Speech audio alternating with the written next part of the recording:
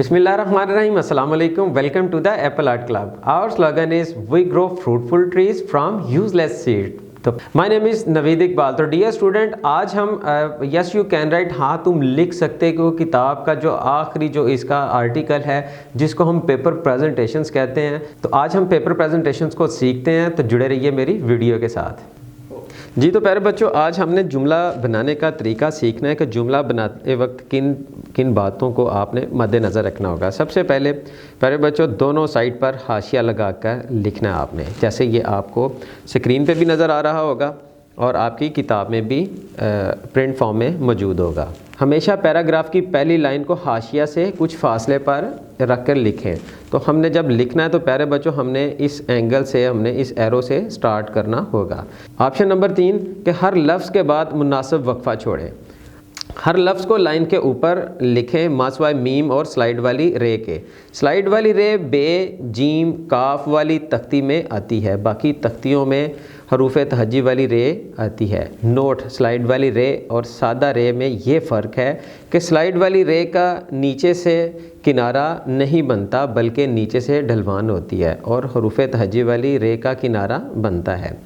Number 5 पे कि अलिफ को हमेशा सीधा रखें, काफ के डंडे को मुकम्मल मिलाएं, मीम नुक्ता लगाकर बनाएं, दायरा चांद की शक्ल में बनाएं, जैसा कि हमने शुरू में ही वीडियो में आपके साथ इस चीज़ को शेयर कर दिया था। हर लफ्ज़ को बतदरीज लाइन की तरफ नीचे लाएं। ऐसा लफ्ज़ जिसमें 2 से ज़्यादा हरूफ हों, मसलन बेशक, मैं, हैं, स्पेशल, एस्टेब्लिशमेंट वगैरह, तो उस हरूफ के दंदानों को जुदा करने के लिए दरमियान वाले हरूफ के दंदानों को कदरे ऊंचा करें। नंबर 7, ज़्यादातर अल्फाज में अलिफ, दाल और दायरा इस्तेमाल होता है। जब दाल किसी लफ्ज़ के साथ आता है तो दाल की शक्ल रे की तरह हो जाती है। तो प्यारे बच्चों, अब आपने सिर्फ देखना ये है कि मैं पेंसिल को कैसे पकड़ता हूँ, मैं रखता किस तरह हूँ, चलाता किस तरह हूँ, घुमाता किस तरह और उठाता किस तरह हूँ। ये मेरे पास 4 से 5 लाइनों पे मैंने अभी एक आपको पैराग्राफ की शक्ल बना के देनी है। उसके बाद उसको मैं अपने अल्फाज में मैं समराइज़ भी करूँगा। तो आपने बस देखना है कि मैं लिखता कैसे हूँ। तो आगाज़ करते हैं अपनी वीडियो का।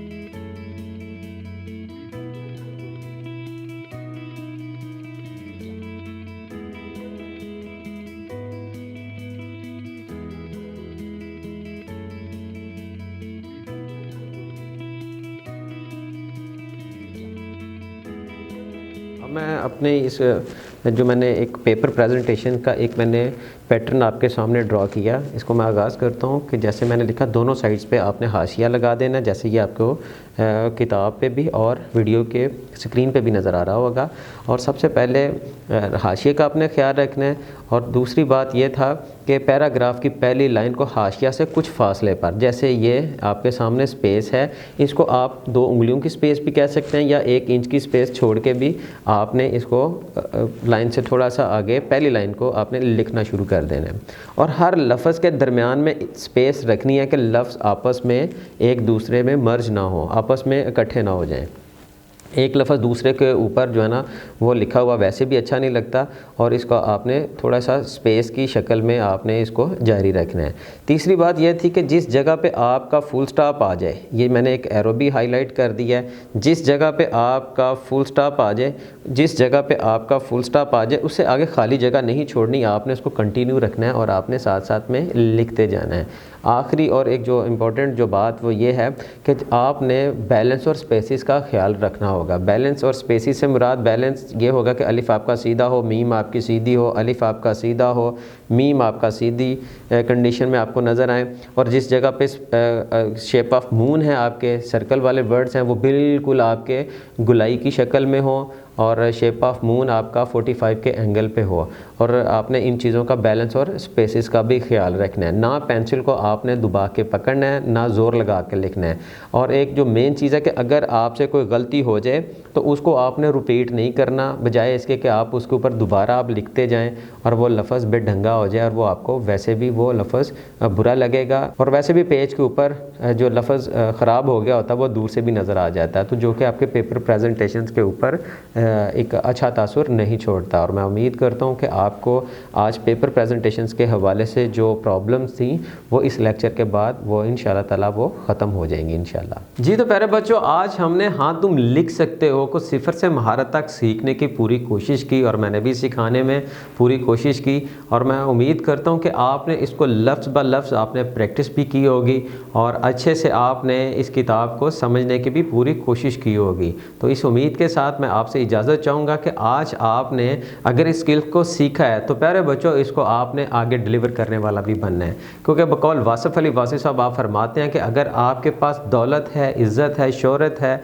नॉलेज है, पैसा है, कुछ भी है, अगर आप इसको बांटना शुरू कर दें तो ये ऑटोमेटिकली बढ़ना और आना खुद ब खुद ये शुरू हो जाता है। तो मैं उम्मीद करता हूँ कि आज आपको इस किताब के साथ आपकी राइटिंग में, आपके पेपर प्रेजेंटेशंस में आपके जो इश्यूज़ थे वो ज़रूर सॉल्व हुए होंगे। मुझे और मेरी टीम को इजाज़त दीजिए, अपना बहुत सारा ख्याल रखिएगा। मिलते हैं नए एडिशन के साथ, नई वीडियोज़ के साथ। अपना बहुत सारा ख्याल रखिएगा। Thank you very much, all the best.